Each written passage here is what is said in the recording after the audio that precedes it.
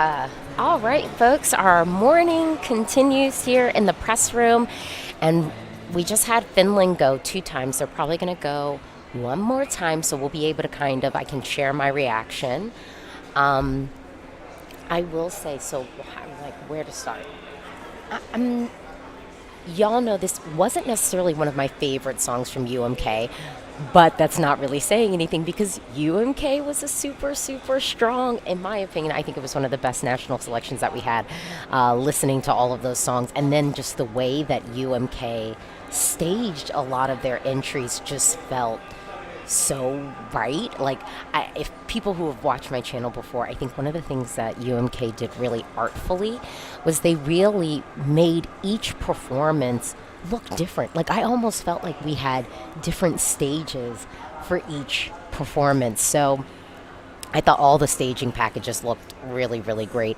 And one of the things that I loved about the Rasmus, I loved that sort of cartoon intro a la the gorillas, but not in a way where it's like, oh, you're trying to be the gorilla. Like, it was in like a really cool way. And so, in my view, I was kind of hoping for Eurovision that maybe they would even extend sort of the cartoon motif throughout, or even kind of maybe consider doing what Norway is doing, where it's like you see the band, but then you see clips of like the cartoon. I would have been into that.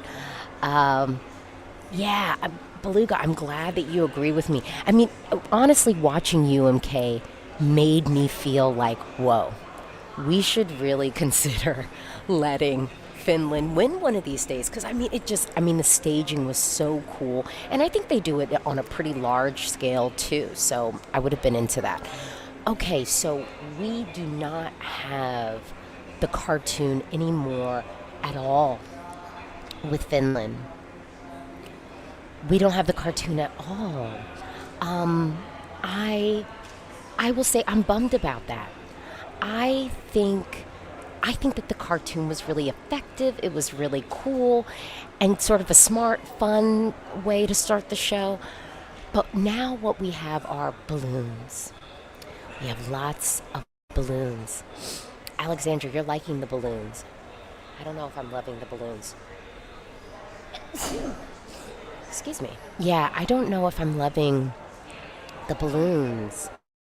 Uh, who was responsible for the camera angles? The one on Norway's rehearsal clip were not good.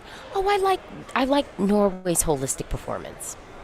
I did. I like Norway's holistic performance. Wouldn't the Black Rainbow of Death cover the cartoon characters? I'm actually saying like where maybe we even just we could have just interspersed the cartoon, like actually in the media. Is that making more sense? Like we're literally like the camera cuts. We're not looking at the stage. We're seeing like the cartoon. I think that that would have been cool. A la gorillas. I just thought that would have been kind of a fun thing. I think Finland. Giorgio says I think Finland will probably qualify, but it could be borderline. Um, I think that's the trick with Finland is we have to remember that historically speaking, Finland hasn't always performed well at Eurovision. And I would say a lot of times unfairly so. A lot of times unfairly so, where it's like, why are y'all playing them? You know what I mean? Like, this is better. Someone said cartoon could have been on the floor. Exactly. The LEDs on the floor, and actually some of those are some of the most effective shots that we've seen here in Turin. So yeah, the cartoon could have been down there. We could have had, our vocalists start out on the ground, and maybe Jezebel is, in the cartoon kind of walking over. That could have been really cool. But we're not doing anything like that. Does it come off like Pennywise with the balloons? No, because our main vocalist is, I think he sort of has a youthful look to him, to be honest. So he looks like the kid, maybe. I don't know. Let me see. Yeah, shouldn't have been second to last. Exactly. I just do. I think Eurovision tends to play Finland. like regularly. So even though the Rasmus are here, I wouldn't be surprised if Europe tried to play the Rasmus. I'm like, I wouldn't be surprised. Europe decided to play Darude, you know. I mean, yeah, Europe was like, yeah, you gave us that, but we don't care about this. So Europe might tell the Rasmus, like, yeah, we like In the Shadows, but we don't like this. Europe would do it. What do y'all think about the vocal?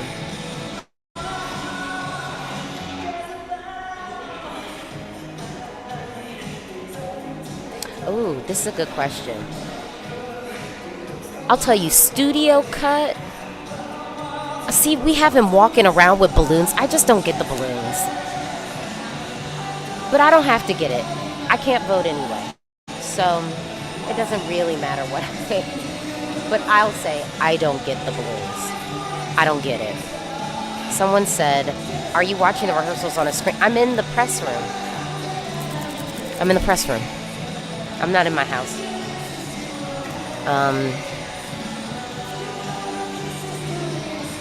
And I don't know. I'm too afraid to give a tour of the press room, lest I accidentally record a screen and then my accreditation is revoked. I will say some of these camera guys gotta figure out what they're doing, because they be messing up sometimes. I mean, this is the thing. I love the black and yellow. They also pre-recorded this, like, shout for the audience. What are y'all thinking? You think they're not qualifying or qualifying? I think the Rasmus is just so big that people are going to pick up the phone and vote for them. But his vocal, he's struggling a little bit. But he looks great. His body is insane. Is he like one of those people that like doesn't eat meat and just does yoga all the time? Because he looks like it. And just drinks a lot of water. Seriously. He looks hydrated and in shape and cut. Okay. The Rasmus will qualify purely for the fact that they're known. But then again, Darude didn't qualify with his one-hit wonder, so why should the Rasmus? What's the next? Someone said, is there pyro? There isn't right now, but also, too, some people, you know, save the pyro for when they start doing the shows. So there might be pyro, but they're just not doing it now, which is true. The vocals, SC98, the vocals are okay, but not amazing. The Doomba being known 20 years ago is not going to help the Rasmus. I think it might, y'all. William, I can't see the jury awarding this vocal at all, and I don't know if this would get enough televote points to offset the likely punishment coming from... See, here's the thing, actually. I disagree with this. I agree, like, in the reverse. I actually think the jury is going to reward the Rasmus because they are the Rasmus. And I could see televoters being kind of like maybe not into the vocal if the vocal's not perfection, you know. I could see that being a thing that happens. Hold on. Seeing a lot of people suggesting that the staging of the song by the Rasmus at Eurovision reminds them of Stephen King's It, and I can't help but feel that probably wasn't what they were going for. I mean, I know it's balloon, but the thing is they're doing yellow and black, and I mean the whole thing with It is the red balloon. That's why I guess I'm not, I mean, and I'm a horror fan. So, I don't know if I'm getting that reference. I miss the cartoon. I really like the cartoon that they did at the national selection, to be honest. The volume is so loud, it sounds like you're in the arena. I'm not even actually standing pretty close. Like, there's a TV next to me, but I'm actually a little bit away from the speakers, too. I think Lori's vocals have always been breathy. I'm trying to think back to, like, yeah, I don't think the issue is the breathiness. I think the issue has been, like, strain and being on. Yeah, that's what I would say. Tomos, I think this would likely qualify if it was in semifinal 1. I think I agree with that. Actually, yes. If this was in semifinal 1, Mm-hmm. Mm-hmm. Yeah, actually, I think I do agree with that. Clara, the jury will love this because it's a well-produced rock song. I agree. I agree. I agree. Um, um, I or 99. I think people are assuming the Rasmus will qualify because Blind Channel did so well last year, but Blind Channel had a far better song and stage show. And but well, okay, I or well, actually, I think that we're being slightly more ambitious with the staging this year for the Rasmus, and I like that. I like that. I think Blind Channel's staging was pretty straightforward. I liked it, but it was pretty straightforward. This one's like not super straightforward, and I appreciate that because you could just be a rock entry and just do kind of the typical rock thing. And I like the fact that they're trying to create atmosphere. I just don't know if I'm convinced by the balloons. I just don't know if that's the prop I would have been using. And especially when we had such a strong national final performance with the comic, with the cartoon. I wouldn't have abandoned that. I would have kept the cartoon. I would have kept the cartoon. Okay. Oh, wait, what? I think North Macedonia is going to replace this as a border fine. Well, I haven't seen North Macedonia yet, but I wouldn't count on that happening. I just don't think I would count on that. I don't know. I don't know if I would count on that. Nando, the question, however, is do people still care about the Rasmus? Short answer, yes. Yes. Someone said the cartoon was strong, but it wouldn't have worked with the stage. It would have. We talked about this before. They should have put the cartoon on the LED floor and had Lori maybe interact with it on the floor. It would have been great. Would have been great. Ah. So you'd say that in general you're not quite impressed with the performance, or is it more of a staging angles thing?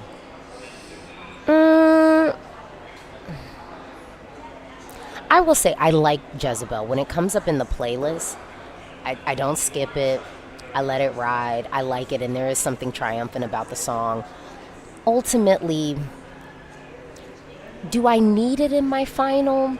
Me personally, probably not. But the producer in me wants it in the final.